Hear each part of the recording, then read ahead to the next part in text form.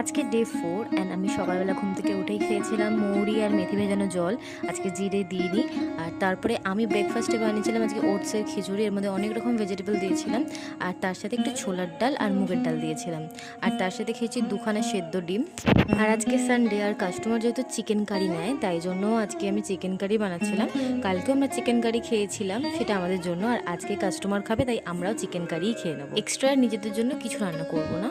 আর যেহেতু কালকে চিকেনের ঝোল খেয়েছিলাম, আজকে আমি কষা তুলে রেখে দিয়েছিলাম আর কষা দিয়ে আজকে ভাত খেয়েছি। আর ভাতের সাথে চিকেন কষা খেতে কিন্তু বেশ সুন্দর লাগে। এখন যেহেতু আমি একটু তাড়াতাড়ি খেয়ে নিই, তাই আমাকে একা একাই খেতে হয়, বাকিটা সবাই একটু পরে খায়। আর এই আনারসটা আমার শাশুড়ি মা এনে দিয়েছিল। বিশ্বাস করো, এত মিষ্টি আনারস আমি সত্যিই কোনোদিন খাইনি। জাস্ট অসাধারণ লেগেছে আনারসটা খেতে। রাতে খেয়েছিলাম ২ খানা রুটি, কারণ খুব জোর খেতে পেয়েছিল। আর তার সাথে ছিল বাঁধাকপির তরকারি। বাঁধাকপি এখন সিজনে নয়, কিন্তু তার সাথেও বেশ সুন্দর মা রান্না করেছিল।